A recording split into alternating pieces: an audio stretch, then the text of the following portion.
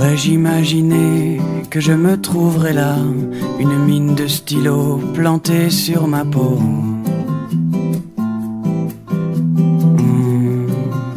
D'une plume à l'autre, votre émission littéraire vous invite à découvrir un auteur à travers ses écrits. Le mardi à 10h, mercredi à 8h et le jeudi à 15h. Sur Radio Coquelicot 99 FM et en streaming sur radiocoquelicot.com. Je suis une feuille blanche, je ne demandais rien qu'à rester sur mon arbre et attendre la fin. Bonjour à tous et à toutes, chers auditeurs. Aujourd'hui, j'ai le plaisir de recevoir dans votre émission D'une plume à l'autre, Denis Azoulay. Bonjour, Denis Azoulay. Bonjour, merci de m'avoir invité. Donc, vous venez à la rencontre des auditeurs de Radio Coquelicot afin de présenter votre livre qui s'intitule « Aïe, aïe, aïe, mon fils », paru aux éditions Baudelaire. Alors, je dois dire que lorsque j'ai lu ce livre, j'ai passé un bon moment. On va bien sûr en parler tout le long de cette heure, mais avant, j'aimerais que vous présentiez aux auditeurs de Radio Coquelicot. Alors, qui êtes-vous? Que faites-vous? Qu'avez-vous à nous dire? Voilà, donc je suis donc Denis Azoulay, je suis chirurgien dentiste de formation. Alors pourquoi de formation? Parce que il y a quelques années, j'ai eu un cancer de l'estomac qui a interrompu un peu ce parcours de chirurgien dentiste et qui m'a un peu obligé à retrouver une nouvelle vie. Voilà. Et dans cette nouvelle vie, alors bien sûr, il y a l'écriture, mais il y a aussi plein d'investigations et d'investissements au niveau de la Ligue contre le cancer, où je participe beaucoup, et où j'ai ouvert un atelier d'écriture et un atelier théâtre pour les personnes qui sont actuellement touchées par cette terrible maladie. Voilà. Et puis aussi, je suis aussi devenu juge prud'homal, et en même temps, je suis aussi le président d'une association qui s'appelle la PEP, qui est les parents d'élèves de l'école publique du Rhône. Voilà. J'ai bien l'impression que vous travaillez beaucoup plus que peut-être que faire vos heures de dentiste, on va dire. J'en ai l'impression aussi, finalement. Mais c'est pas le même travail, c'est pas la même chose. Il n'y a pas de stress, il y a pas de... Ça fait partie des choses qu'on aime faire. Hein. Bien, donc, là, votre livre, je l'ai sous les yeux. Alors, aïe, aïe, aïe, mon fils nous montre un personnage. Quel est ce personnage ? Alors, juste pour la petite histoire de la couverture, j'avais proposé à mon éditeur 2 couvertures, et puis il n'a pas voulu, et puis il m'en a proposé 2 autres, et moi je les ai pas voulu. Et j'ai rencontré un adolescent par le biais d'une amie, qui était un très grand dessinateur, enfin un adolescent de 14-15 ans, qui habite Lons-le-Saunier, qui était très bon dessinateur, et qui a été séduit par l'idée de me faire un dessin de couverture en lui expliquant que j'étais un peu dentiste et un petit peu démon, un petit peu gentil et donc il m'a réalisé ça que j'ai trouvé très très bien, très sympa et du coup voilà, l'éditeur et moi on est tombés d'accord sur cette couverture un peu diabolique, on va dire. Ah oui, un démon avec une brosse à dents. Voilà. Il faut le trouver. Mais c'est vrai que les dentistes parfois sont un peu perçus comme étant assez démoniaques. Et vous savez, je ne sais pas, mais vous nous faites toujours très peur. Hein. Oui, dès qu'on doit aller chez le dentiste, c'est vraiment la frousse, on va dire. Hein. Est-ce qu'ils font toujours aussi mal ? Alors toujours, je sais pas, parce que moi j'ai pas connu cette époque-là, mais j'ai l'impression que non, ça s'est beaucoup arrangé quand même. Hein, voilà. Mais la peur est un peu quelque chose de bizarre. Hein. Même quand on sait qu'on n'aura pas peur, il y a quelquefois des choses enfouies qui ressortent. Mais voilà. Oui, mais vous savez, quand on a le souvenir, petite fille, d'être allée chez le dentiste et où c'était une chaîne de vélo qui entraînait la roulette, ce souvenir, on ne peut pas l'effacer. Voilà, c'est les Madeleines de Proust qui reviennent en permanence. Mais c'est pas la bonne Madeleine. Non, c'est pas la bonne. Ce livre, c'est un roman autobiographie romancée. Oui, c'est ça. C'est un peu ce qu'on appelle aujourd'hui comme style l'autofiction. Oui. Voilà. Arrangé un petit peu. Arrangé un peu. C'est-à-dire que c'est pas fait vraiment à partir d'un cahier intime. C'est plus fait à partir de souvenirs que la mémoire a un peu arrangé et voulu rendre à la fois un peu émotionnel et drôle en même temps. Tout à fait. Et par contre, lorsqu'on rentre dans votre livre, il y a un début d'histoire qui nous fige un peu. Oui. Vous voulez en parler ? Eh bien, en fait, d'abord au niveau littéraire, j'aime bien les débuts qui sont très forts et très marqués. Ça c'est quelque chose. Et puis depuis mon cancer et peut-être même avant, la mort est très présente dans ma vie. Et en même temps, la souffrance que j'ai eue effectivement avec mon père et ma mère fait que parfois, j'ai cette impression à la fois de ne pas avoir été un fils voulu et de ne pas avoir été un fils aimant ou aimé. Voilà. Donc, du coup, le début est effectivement assez fort dans les 2-3 premières pages. Et puis après, je veux dire, je pense que, parce que je suis de religion juive, ce qui a marqué effectivement tout le temps le peuple juif, c'est effectivement la Shoah. Mais ce qui m'a en plus frappé dans le début, c'est que pendant mes études de médecine et pendant ce bizutage, il y a eu un événement qui a fait surgir en moi cette idée des camps, c'est-à-dire le fait qu'on prenne une paire de chaussures à des bisus, à des jeunes, et qu'on les entasse sur une estrade. Et j'ai trouvé qu'à un moment donné, bizarrement, ce vol de cette paire de chaussures et qu'on entassait comme ça, était sûrement peut-être un hasard, mais pas si innocent forcément que ça. Il y a quelque chose là-dedans entre ces deux images qui m'a un peu bouleversé à ce moment-là, et donc que j'ai retracé.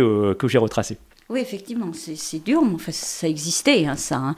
Bon, effectivement, avec ce bizutage, ça peut marquer. Hein. Oui, des fois, il y a des échos, on ne sait pas pourquoi ils arrivent. On sait pas pourquoi ils arrivent comme ça. Oui. Voilà. Vous parlez de votre enfance. Alors moi, quand je vous vois tout le long du livre, je vois un gamin turbulent qui se tape partout. Est-ce que c'est ça? Oui, c'est un peu ça. Donc en fait, ça c'est le deuxième tome d'une histoire. Oui. Parce que j'ai voulu à la fois travailler sur de la psychogénéalogie pour montrer comment un enfant timide et réservé et un peu turbulent arrivait parfois à un cancer de l'estomac quand il avait quelque chose qu'il n'avait pas digéré. Tout à fait, c'est ça. Et comment on pouvait se libérer au cours du temps de cette timidité qui a été une timidité maladive chez moi. Voilà, vraiment. Alors, vous aviez des frères, des sœurs? Oui, un frère, une sœur. Oui. Plus âgés, plus jeunes? Plus jeunes. Plus jeunes. Donc, vous étiez l'aîné. J'étais l'aîné. Et responsable, en voilà. fait. Alors, avec des parents particuliers, il faut le dire. Oui. Hein, votre papa, qui ne s'est pas beaucoup intéressé à vous. Non. Hein, et puis une maman, dans son monde. Voilà, c'est ça. Voilà. Je pense avec une mère qui nous aimait beaucoup, mais qui, oui, il est certain. Mais qui nous aimait en fait d'une façon peu adaptée à la société dans laquelle on vivait. Voilà. Alors, vous êtes en France, on va dire. Oui. Hein, et comment se passent vos jeunes années? Parce que c'est vos jeunes années qui font sourire quelquefois. Et parce que, malgré tout, on a le sentiment, en lisant votre livre, que vous portez une certaine responsabilité des événements. Oui, d'abord parce que quand j'étais enfant, je pense que j'ai cherché à fuir ce milieu-là. J'aurais peut-être dû être moins spectateur de cette enfance et de cette adolescence, et peut-être essayer d'être plus intervenant en tout cas, oui. D'être plus actif à ce niveau-là. Alors, avec un bonheur, parce que finalement des fois, j'aime pas trop cette expression, mais il y a un mal pour un bien, c'est de m'avoir poussé dehors et de finalement avoir trouvé une vie rêvée, associative, avec plein d'amis, avec plein de connaissances et tout. Et je pense que je fuyais effectivement cet appartement et cette relation père, mère, enfant qui m'était de plus en plus insupportable. Et c'était toujours tendu chez vous? Oui, toujours tendu. Toujours. Hein. Donc vous arriviez à l'extérieur à vous épanouir, comment? Exactement. Parce que en fait, par exemple, le titre de mon premier livre, c'était Maléfice, et le mal dans notre famille, c'était le silence. Mon père était un silencieux, mais redoutable, on pourrait dire ça comme ça, et il disait jamais rien. Et c'est vrai que ce silence, à la fin, est devenu une oppression chez moi, vraiment une oppression. Ça fait du bruit, le silence, quelquefois, oui, c'est bruyant. C'est brouillon, voilà. Voilà. Et ce qui a été d'autant plus bruyant, c'est que un jour, donc, il a fait sa valise, il est parti dans le silence. C'est-à-dire que, voilà, il est parti, on n'a pas su pourquoi il partait, on n'a pas su si nous on était responsable de son départ, parce que les enfants pensent toujours qu'ils sont coupables, et ce fut un départ très silencieux d'un homme que je n'avais jamais connu. Voilà. Et oui, comme ça, il est passé. Voilà. Il est passé. Et alors, puisque vous parlez du départ, comment a réagi votre maman ? Alors, dans un premier temps, on était assez désespérés, parce que en fait, le départ d'un père, surtout à cette époque, signifiait qu'on laissait une famille sans ressources aussi, voilà. Même si dans l'avenir ça allait pas être le cas, mais sur le moment précis, on savait pas du tout. Donc une mère effectivement qui a passé des jours et des jours à pleurer et à vouloir qu'ils reviennent. Et c'était assez bizarre parce qu'on pourrait presque penser à un syndrome de Stockholm, parce que finalement, ma mère souffrait énormément avec mon père. Donc elle aurait presque pu être contente qu'ils partent. Soulagée, mais ça n'a pas été le cas. Financièrement aussi, il y avait ce rattachement quand même. Sûrement, mais je ne sais pas s'il y avait que ça. Mais on ne sait pas. On ne sait pas. Bien sûr. Alors donc, vous faites des amis, vous avez une amie, une copine, on va dire, qui s'appelle Myriam.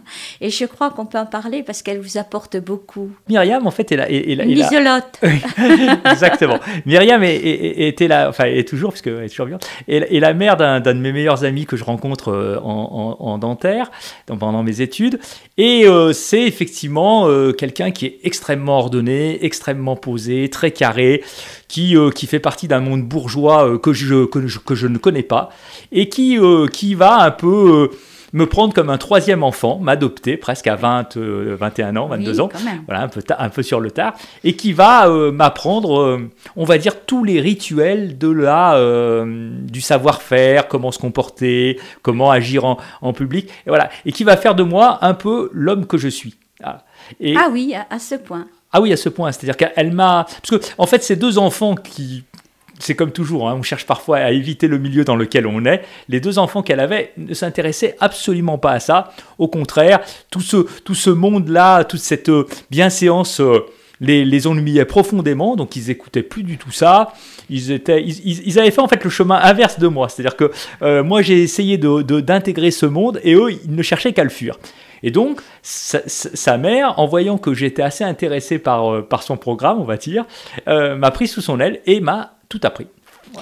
Et ça ne vous a pas ennuyé, ça ne vous a pas barbé, comme on dit quelquefois, cet enseignement de la bienséance? Si, parce que c'est à la fois très castrateur de spontanéité, c'est sûr, et c'est légèrement parfois là, ça frôle un peu l'hypocrisie. Et puis chasser le naturel, il revient toujours au galop. Oui, ça m'a un peu ennuyé, mais un petit peu en pointillé, c'était quand même intéressant d'au moins de connaître quelque chose, voilà. De connaître quelques codes. Oui, quelques codes. Et vous les avez bien intégrés. Ouais. Ça rend toujours service. Voilà, exactement. Ça permet d'être un peu caméléon parfois. Il faut bien l'être. Voilà. Et alors, vous mangez des frites avec Myriam? Je mangeais des frites. Ah, vous nous parlez des frites, hein, vous en parlez beaucoup des frites. C'est-à-dire que, en fait, ce qui, des fois... Parfois, le seul moyen de sortir un enfant de son élément, c'est la nourriture. Et effectivement, l'odeur des frites venait me chercher dans les cours d'enfants et de partout pour me ramener chez moi, parce que j'adore les frites, et voilà. Vous en mangez toujours? Et j'en mange toujours. Vous en mangez toujours.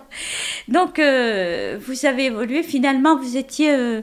ça fait tilt chez vous, comme on dit. Vous avez dit, là, il y a du bon à prendre, on va le prendre. Mais ce qui n'a pas été pour autant que ça a amélioré votre scolarité. Non. Parce que vous étiez un piètre élève, excusez-moi du peu. Ah non, un piètre élève. Mais je n'étais pas le seul, mais ça ne me rassure pas. C'est pas rassurant. C'est pas rassurant. L'excuse des enfants, je ne suis pas le seul. Je sais exactement. Mais alors pourquoi pourquoi cette question, je ne sais pas si elle a un sens, mais en tout cas, lorsque l'on est dans un milieu où ça galère, où il n'y a rien qui rattache vraiment, on a envie de s'en sortir. On a envie ou on n'a pas envie, hein, c'est les deux cas. Mais vous, malgré tout, vous aviez envie de vous en sortir. Et pourquoi l'école, c'était aussi désespérant, résultat? C'est vrai que j'ai beaucoup galéré, et finalement, peut-être ce qu'on pourrait enseigner, c'est que finalement la ténacité est toujours un peu payante. Oui. Voilà. C'est que j'ai eu beaucoup de mal en fait à intégrer des méthodes de travail qui sont à mon avis assez capitales pour pouvoir réussir à la fois dans l'enseignement supérieur et même dans la vie d'une façon générale. J'étais dispersé et un petit peu rebelle à toute forme d'enseignement. Voilà.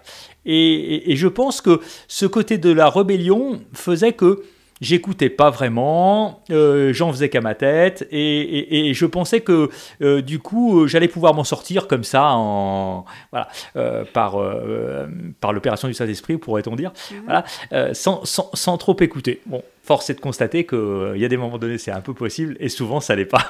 Et alors, qu'est-ce qui a pu faire le déclic? Qu'est-ce qui a pu...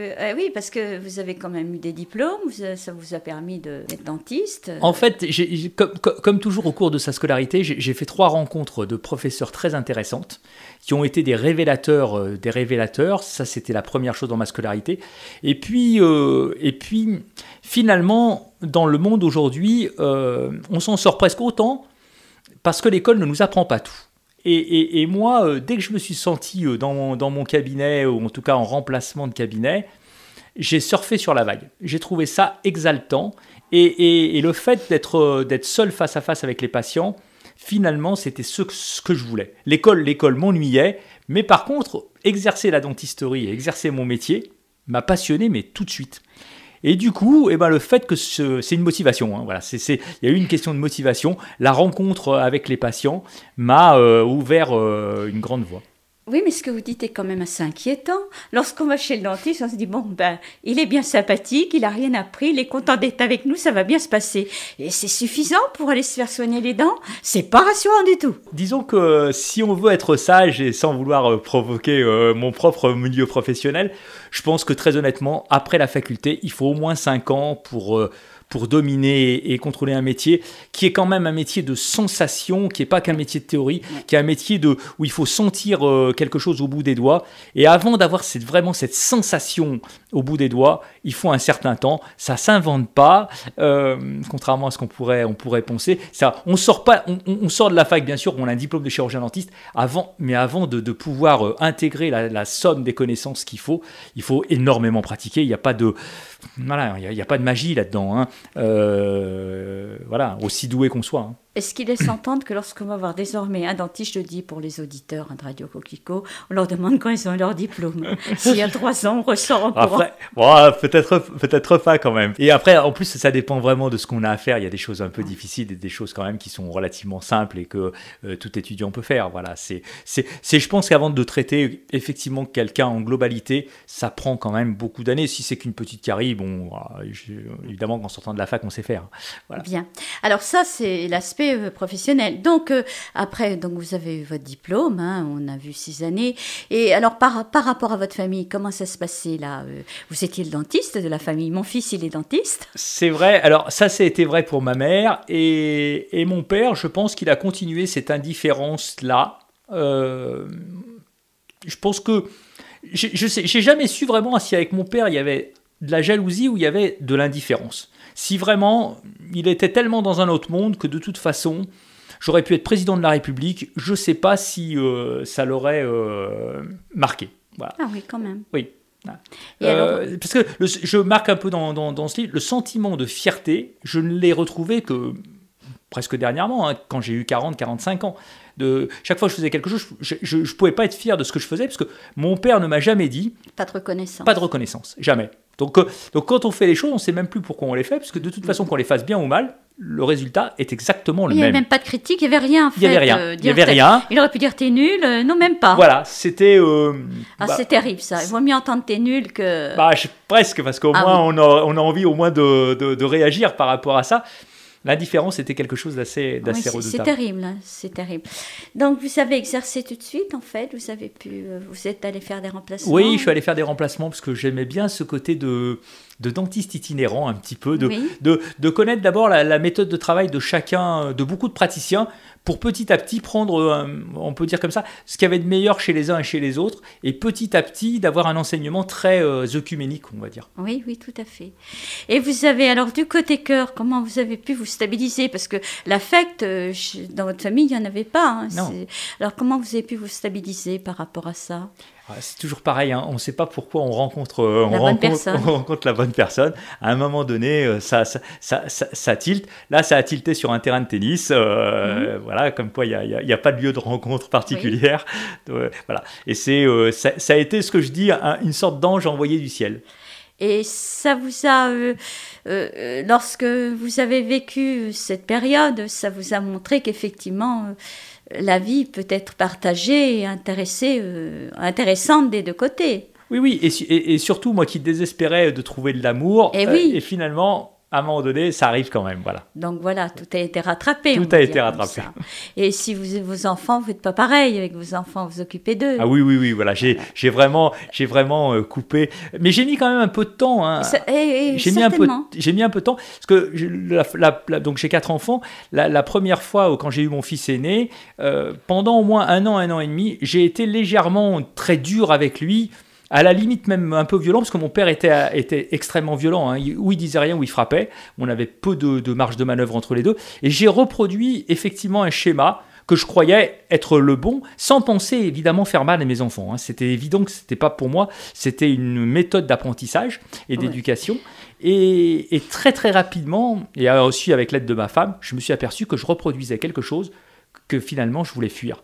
Et à un moment donné, donc, quand j'ai perçu effectivement ça, mon fils devait avoir à peu près 1 an et demi, 2 ans, j'ai évidemment complètement chanté cette méthode d'éducation, et je suis reparti sur quelque chose de beaucoup plus passionné, passionnant. Et ça n'a pas dû être facile. Non. Ça a dû être, pour vous, vous faire mal quelque part. Ah oui. En fait, je ne comprenais pas pourquoi je réagissais pulsionnellement comme ça d'emblée. C'était voilà, pratiquement chasser le naturel, encore une fois, il revient au galop. Et ma première réaction, quand par exemple les enfants pleurent toute la nuit et qu'on n'en peut plus, à la place effectivement de leur apporter des soins, de l'attention, de la tendresse et plein de belles choses, on a tendance effectivement à avoir une relation des fois pulsionnelle avec eux. Et c'est un peu ce que j'ai eu au départ avec en tout cas au moins mes 2 premiers enfants. Bon, voilà. Fort heureusement, de temps en temps, il faut couper les schémas ancestraux quand ils sont pas bons. Ce que vous dites est très intéressant, parce que vous avez vite compris ce qu'il en était, mais imaginez les personnes qui persistent ça fait encore des dégâts, et ça continue. Oui, c'est ça. On dit souvent que les enfants battus étaient des enfants etc., et qu'on n'arrive pas à sortir du schéma. C'est terrible, hein. C'est terrible. Alors donc, vous avez été après, donc il y a quelques années, vous avez été malade. Oui. Et là, vous avez arrêté d'embêter les gens en les soignant des dents. Mais vous voyez quel profil on vous fait avec les dentistes. J'aime bien cette expression parce que je la trouve jolie. Je suis passé effectivement de la fraise à la plume, parce que je trouve que l'important, c'est de tenir quelque chose. Ouais. La plume, elle est venue après la fraise, ou elle était là depuis toujours? Elle était là, je pense, depuis toujours. Ah oui. Je pense que tous les écrivains diront qu'ils ont toujours écrit, qu'ils ont toujours senti quelque chose. Vous avez toujours écrit? Oui, mais peu. Alors très peu. J'écrivais un petit article dans un magazine professionnel, une page comme ça de temps en temps. Oui. Bon, voilà. Mais l'écriture d'un livre, c'était autre chose. Ça me prenait trop de temps par rapport à mon métier d'origine, et puis l'éducation de mes enfants, etc. Du coup, pas beaucoup de temps quand même pour écrire. Mais je pense que c'était là, oui. Voilà, c'était là. Alors, vous avez bien compris, on a vu un enfant qui est dans une famille où rien ne se dit, où il n'y a que des non-dits, où il n'y a pas d'intérêt. Et puis finalement, il arrive, il fait son petit bonhomme de chemin. Et aujourd'hui, il est dentiste, même s'il n'exerce plus, c'est votre profession, vous êtes dentiste. Bien sûr. Alors, nous parlions donc que vous aviez été malade et que vous aviez interrompu votre activité.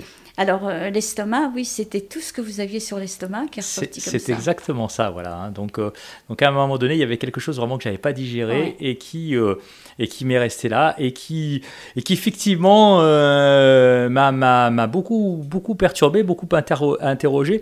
Surtout que moi, je faisais un lien avec mon parcours de vie, mon parcours culturel d'avant, et la médecine, pas trop, quoi. Hein. Donc, voilà, il y avait une petite confrontation entre ces deux, parce qu'on aime bien savoir pourquoi on est atteint par les choses. Voilà.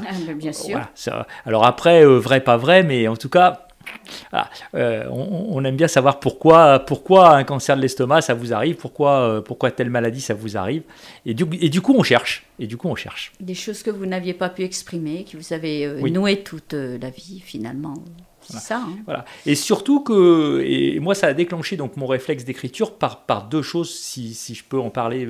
Tout à fait. Pendant ma maladie, c'est que premièrement, mon père est mort d'un sida le jour de ma première chimiothérapie, donc il a été enterré ce jour-là. Donc le matin, j'enterrais mon père, l'après-midi, je commençais ma première chimiothérapie. Je me suis dit à un moment donné, là, mes enfants peuvent pas voir mourir leur grand-père et leur père. En même temps, il faut laisser une trace. Et donc, ça a commencé un peu à bouillir un peu en moi. Et puis la deuxième phase, c'est que je me suis un peu chamaillé, on va dire, avec ma professeure de cancérologie qui ne m'apportait pas beaucoup de réflexion et de réponses à certaines questions, et puis qui n'avait pas une attitude très très humaniste avec moi, et qui un jour, parce que j'ai posé une question de plus, j'étais peut-être un peu pénible, mais comme je dis souvent, on aurait le droit d'être pénible pour une rage de dents et pas pour un cancer. Je trouve que de temps en temps, on peut être pénible quand on a un cancer, voilà. Voilà. Et du coup, elle m'a dit, je veux plus vous soigner. Et elle m'a laissé comme ça, sans aucun soin et sans m'adresser à quelqu'un d'autre. J'avais trouvé cette attitude, j'avais pas l'esprit suicidaire, et à ce moment-là précis, je me suis dit, en fait, elle veut plus me soigner parce que je suis condamné à mort. Il n'y a plus rien à faire pour moi. Pour moi, on m'abandonnait comme ça parce que de toute façon, j'allais mourir dans les prochains jours. Il n'y avait plus rien à faire de toute manière. Et à partir de là, je ne sais pas pourquoi, j'ai pas pu me suicider. J'ai commencé à prendre la plume et j'ai écrit. Voilà. Et c'est comme ça que je suis vraiment venu à l'écriture de ce roman et à l'écriture de ce livre par deux déclencheurs assez violents. Et c'est pour ça sûrement que mes deux livres commencent par une scène un peu difficile au cimetière. D'accord, ça explique un petit peu les choses. Voilà. Un petit peu les choses. Alors dites-moi, ce livre... on peut le trouver partout. Ouais. Il est référencé, il a un numéro, donc on peut le trouver dans les librairies, auprès de chez votre éditeur. Voilà, et donc les bénéfices des ventes de livres sont reversés à la Ligue contre le cancer. Ça, c'est bien de le préciser. Et je serais tentée de vous demander, vous avez d'autres écrits, vous écrivez actuellement? Ah oui, alors donc il y a un tome 3-4 qui est presque fini, qui est plus en relecture aujourd'hui, un peu en correction de plein de choses, qui est un peu la suite de ce livre. Je ne sais pas encore si je vais faire un tome 3 et un tome 4, ou si je ne vais faire qu'un seul et même livre un peu plus gros que celui-là. Voilà. Alors ma question pour moi, c'est le tome 1. Oui. Donc il faut un 2, 3. Oui, il faut un 2, 3. Voilà. Mais il n'y a pas de 2? Alors ça c'est le 2. C'est le 2. C'est le 2. Ah, mais je n'ai pas vu le 1. Donc je l'ai apporté aussi, voilà. Donc je pourrais... Donc on ne peut pas en parler. Ben oui, il peut être intéressant. C'est pour ça que vous dites 3 et 4. Voilà, en fait. 3 et 4. Voilà, je me disais, il manque quelque chose là. Donc la sortie de ces livres est prévue quand? Plutôt l'année prochaine, je pense. Oui. Plutôt l'année prochaine, voilà. Bon, enfin bon, vous saurez nous le dire. Oui, bien sûr, je reviendrai avec plaisir, voilà. Est-ce que vous avez d'autres informations? Pour le moment, j'ai pas effectivement de dédicace vraiment prévue au mois de juillet, mais j'espère que ça pourra arriver. C'est toujours un petit peu compliqué, effectivement, quand on est un jeune auteur régional, d'aller chez les libraires pour essayer d'être invité pour des dédicaces. Mais il y a beaucoup de salons auxquels, pour le moment, j'ai pas encore donné de réponse. Le mois de juin est un mois quand même assez compliqué. Le mois de juillet aussi, la première partie du mois de juillet aussi. Et en tant que président de parents d'élèves, c'est une période un peu dense, donc pour le moment, ma vie associative est un peu complexe. Pour revenir sur votre livre, vos enfants l'ont lu? Alors, le premier, mon fils l'a lu, le deuxième aussi. Comment dire? Il a répondu à cette lecture par le silence de mon père, on va dire ça comme ça. Voilà, parce que je pense qu'il y a des événements qui l'ont un peu trop touché, pour le moment, il m'en parlera peut-être un jour, mais voilà. Mais de temps en temps, il essaye de poser 2-3 questions de façon très indirecte pour savoir si cet événement est vraiment vrai et tout. Mais par exemple, quand il a lu le deuxième, il passe en 5e année de médecine là. Oui. Voilà. Donc, il a un copain qui avait triplé sa première année. Et donc, il lui a passé le bouquin pour lui montrer que, effectivement, même quand on a triplé sa première année de médecine, ça n'empêche pas. On peut devenir médecin, on peut devenir dentiste, on peut devenir... Il n'y a pas un blocage comme ça, parce que ce copain désespérait un petit peu de tripler sa première année. Et finalement, ça lui a donné de l'espoir et il a réussi. Donc, je trouve que parfois, c'est bien. Alors, tous les jeunes gens, finalement, qui retriplent, on demandera s'ils n'ont pas lu votre livre, parce que c'est une incitation. Il vaut peut-être mieux l'avoir du premier coup, quand même, quand c'est possible. Et les études de votre fils se passent bien? Les études se passent bien, oui. Oui. En fait, mon fils a eu cette vocation de médecine quand on lui a annoncé que j'avais un cancer de l'estomac. Ah oui. Parce qu'en même temps, on lui a dit qu'on devait m'enlever la totalité de l'estomac, un morceau d'intestin, un morceau d'œsophage. Et il m'a répondu... Ce sont vraiment des bourreaux. Et à ce moment-là, je ne sais pas pourquoi, est né chez lui, enfin, ou je sais pourquoi, est né chez lui cette sensation de vouloir faire une médecine peut-être différente. Après, est-ce qu'il le fera, il ne le fera pas, c'est un peu trop tôt. Ça se passe bien, ces études. Ça se passe merveilleusement. Il ne va pas tripler. Non, il a même un an d'avance en 5e année, donc c'est comme quoi, voilà. Comme quoi. Bien, plus rien à ajouter? Non, c'est vrai. Eh bien, je vous dis au revoir et je vous remercie. Merci beaucoup.